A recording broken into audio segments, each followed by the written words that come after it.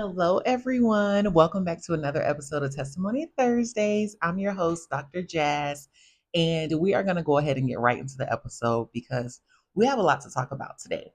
So, first, let's start with our Jesus Calling devotional. So, today is the 5th. Okay. So, it says, "Seek my face, and you will find not only my presence, but also my peace. To receive my peace, you must change your grasping, controlling stance to one of openness and trust. The only thing you can grasp without damaging your soul is my hand. Ask my spirit within you to order your day and control your thoughts. For the mind controlled by the spirit is life and peace.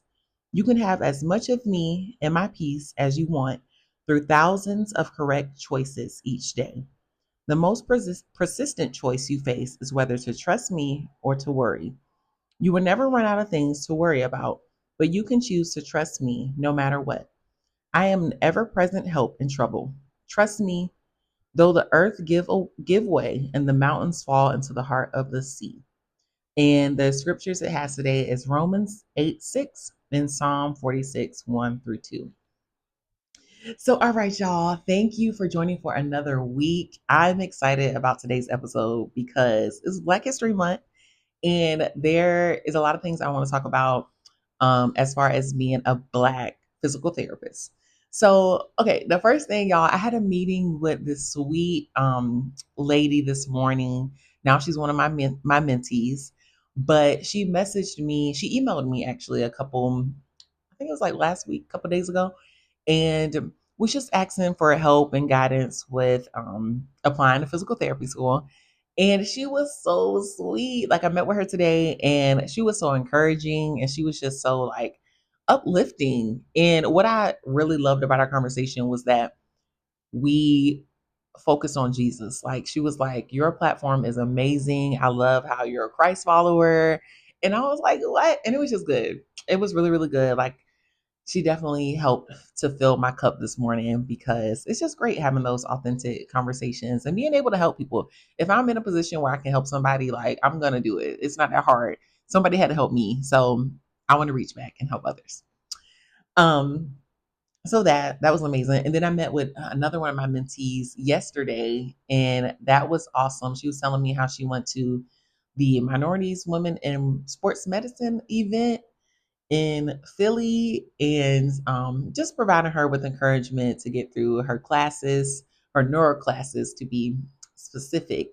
But I'm excited for her. She's about to be done with her first year of PT school. So it feels good. It feels good to just be in a position to be able to help people, pray over them, even if they don't know it, and just show them that, you can get through this, you can become a PT. It's just there's certain steps that you have to follow to get to the goal. So there's a couple things I want to talk about today. I have some funny stories and I have some not funny stories, but okay, the first thing I want to talk about, y'all see me on social media. I've been more consistent with my posting and my content. So shout out to me, give myself a pat on the back. But recently I posted this video with a quote from my book, 2.76. So we're gonna read a quote from it. This is actually one of the testers. So y'all know I'm a self-published author. And before you publish on Amazon, you can get like a copy of your book sent to you so you know exactly what it looks like, what's in there, if you like the format and everything. So this is one of the tester books. But okay, I want to read this little part of it, okay? So it says, "I arrived at the interview 30 minutes late and at the wrong campus. The admissions employee informed me that I was scheduled for the northern campus where I eventually enrolled after being accepted. But she kindly accommodated me that day. As I waited for the interview, I shed a few tears discreetly now and then. I became self conscious, especially since I noticed I was one of the few Black students present. Unfortunately, stereotypes about punctuality crossed my mind, making me even more uncomfortable. Interestingly, I was interviewed by the sole Black professor, Dr. Turner. His infectiously joyful demeanor made me instantly at ease, and his positivity radiated throughout the interview." So I wanted to talk about that, y'all, because that's a good story time. So basically, um, when I was applying to PT school, I was going to the illustrious Virginia State University, and I got an interview for Shenandoah University. So I'm thinking like I'm on top of it. So like the night before my interview, I went and I drove to Winchester, Virginia. But there's two campuses for Shenandoah University PT school. So one is in Leesburg and one is in Winchester. So I never received like the directions where to meet or anything. I just knew what time I was supposed to be there. So I got there the day before thinking I was doing something. I was like, oh, I'm gonna be on time. I go out to my car. I still have a video of this. Like if I was good at editing videos, I would put that clip in right now. But like my car was filled with ice on top of the windshield. So that took forever for the ice to melt. Then I drove to the campus. Nobody was there. And I was like, am I at the right spot? And I was calling them. Nobody was answering. And I'm like, oh my gosh. So I finally met with somebody outside of one of the buildings in Winchester. And they were like, oh, I think you're looking for the PT building. So they gave me directions and I went there. And y'all, I am 30 minutes late. 30 minutes late. Mind you, I'm one of the only black people. And I'm like, oh my gosh. So I was talking to one of the ladies there and she was like, I sent you the directions. And I was like, I didn't get it. Like, why would I lie? I didn't get it. Fast forward, I ended up finding it in my spam box. Anywho, check y'all spam. So yeah, so I'm like sitting down in the auditorium because I already missed like the whole meet and greet and networking and everything. So right now, like they're about to go into like the interviews. So I'm sitting down and I'm like crying. Like there's like tears falling from my eyes, like not like boohoo crying, but like just like frustrated crying. So then the lady, the admission, I forgot her name too, the one of the admissions ladies, she she put me in a group. She was like, you know, you're at the wrong campus, but we can still interview you and we're gonna squeeze you in somebody else's group. And I was like, okay. So that's when it was Dr. Turner group. So Dr. Turner, if y'all know Dr. Turner, like he is just so much fun. He is hilarious. And I mean, he was just happy. He was like, hey, how you doing? What's going on? Like just a good person, a good spirit. So I go into the interview and I don't even know if I can talk about the interview questions, y'all. I'm just gonna talk about one question they asked me because I remember this like it was yesterday. This was years ago, so I don't know if they still use the same questions, but one of the questions he asked me, he was like, it was not worded exactly like this, but he was like, if you had a patient that had like, I'm not making light of this either, y'all. So I don't want y'all to think I'm not making light of the situation. But he was like, if you had a patient that was diagnosed with HIV and your cousin was dating this person and she wasn't aware, would you tell her that he had HIV? And I was like, what? First of all, what kind of question is that for a PT's like school? So I was like, okay. So I said, I was like, well, of course I can't tell because of HIPAA. Okay. But I was like, I would have me and my cousin like watch a movie that talks about HIV, and then I would be like, "Hey, like, when the last time you've been tested?" Or like, you know, like, y'all. I said this in the interview. I said this in the interview because what else I'm supposed to say? So, anywho, that's what I said. But yeah, I end up getting accepted. I'm a physical therapist now, so all is well. But I just thought that was one funny story because I'm panicking. I'm like, oh my gosh, I'm late. There's ice on my windshield. Everything that went wrong, that could have went wrong. But look where we are now. You know, and that's another thing too. Like I talked about that on a previous episode that it always works out. It's gonna work out. It's okay. Take a deep breath. It's gonna be fine. If you're late, it's okay. You're supposed to be late. God is protecting you from something. So that another story I wanted to tell y'all. So when I was in PT school, I didn't talk about this in my book. I kind of wish I would have talked about it though.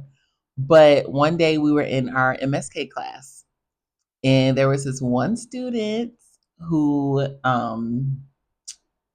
he was making jokes. And do y'all remember like the Kevin Hart I'm a huge Kevin Hart fan, but his comedy special where it was like, he would say things like, say it with your chest. And then he said another word after that.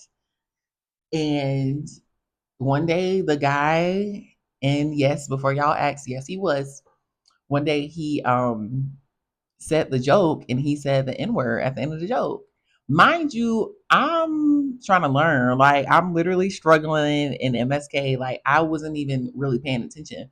So he said it. And then all of a sudden, like, everybody looked up and looked at me. And mind you, I'm like minding my business. Like, I'm like, so they looked at me and I was like, oh, he just said the N word. What's going on? So I'm like, what? So awkward, my little awkward smile. So I'm like, what in the world? So, anyways, he ended up eventually apologizing, but that's how I know y'all be saying it. Cause the way he said it so fast, I know y'all be out there saying it. The Lord is watching. That's all I'm gonna say. But so yeah, that happened. Another recent story.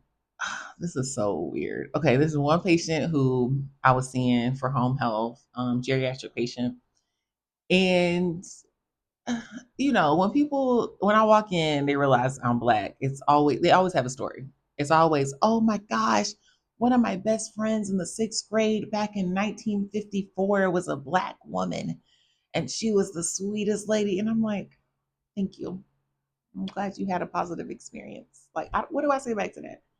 What do I say? Like, I feel like for us, I don't have a story for like that for you. Like, if you're my healthcare provider or something, like I'm not just, anywho.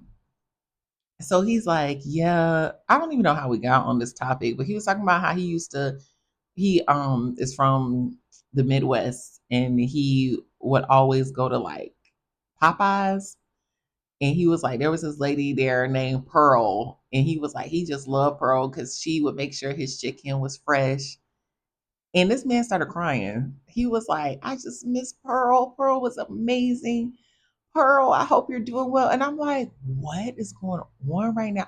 That's why I said I need a TV show. Like, I really need a TV show because I have so many like funny moments that could be acted out and like reenacted, and people would be dying laughing. So that happened. Um, a couple years ago, I had this lady who was in a skilled nursing facility and she was refusing to see me. Now, I don't know if it was because I'm black. I don't know. And that's another thing, too. I feel like us black people, we have to deal with because we don't know if somebody is, denying you because you're black or because you're a woman or because anything. Like, it's just different things that we have to be alert on.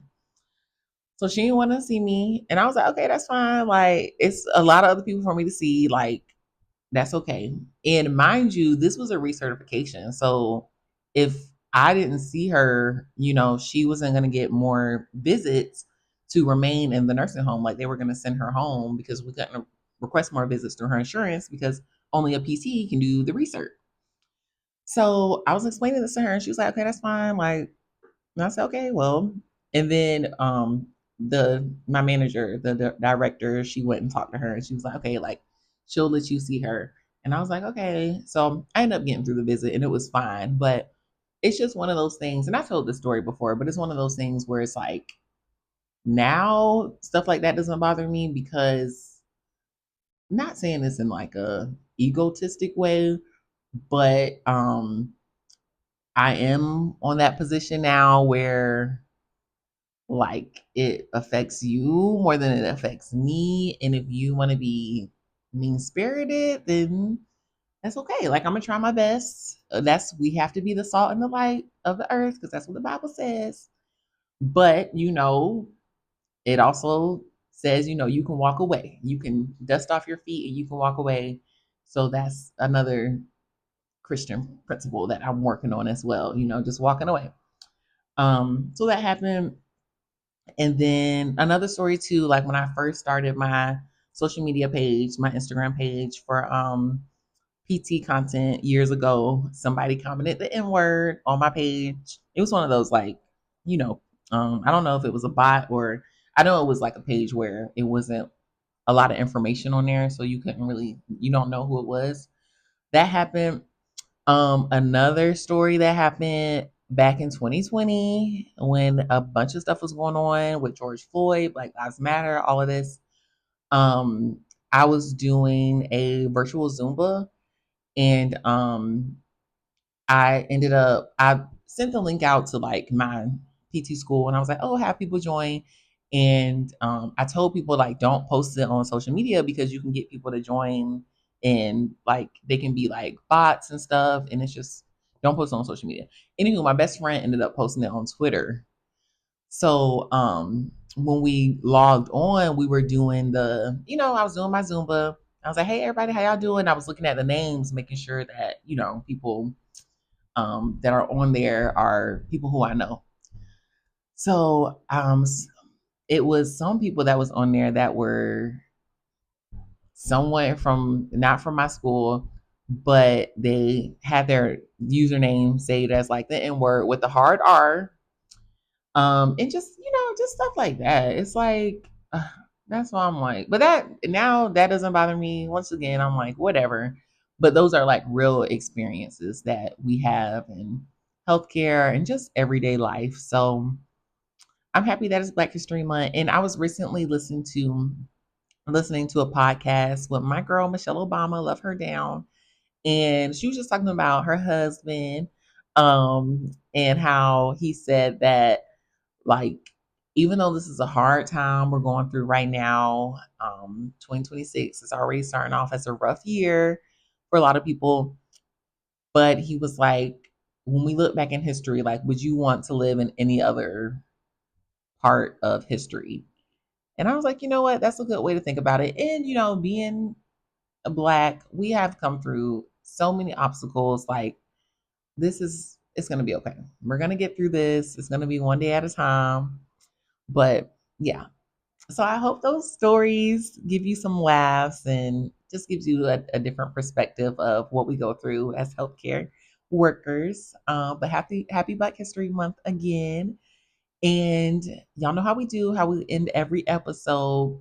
We talk about a test that we're going through that's going to lead to a testimony, or a test that we went through that's going to lead to a testimony. So for me, I will say continuing to be consistent with my obedience to God and the Holy Spirit. So when I met with a young lady this morning, she was saying how the Holy Spirit was telling her to reach out to me just because she was working on her PT school applications, and she was trying to get like information from another PT that she has shadowed before in the past, but she couldn't get in contact with him. So she's been following me for over a year, and she was like, something just told me to reach out to her. And actually, one of the schools she applied to, I know one of the I guess she's a director there, one of the directors that works at the school. So I texted her and I was like, hey, so and so is applying to the school. She's a very strong candidate. Like, I think we should look into her application. Um, so yeah, just being obedient. And even for me, like how she said, like reaching out, and how she was like, just happy to see that I was another Black woman that follows the Lord. Like that just reminds me to continue to post, be consistent, because you never know who's watching. Like how she said, she's been following me for over a year, and like we never had like a one-on-one conversation. So yeah, just being obedient. Like as soon as I hear, okay, sorry, another story time, and then we done for real.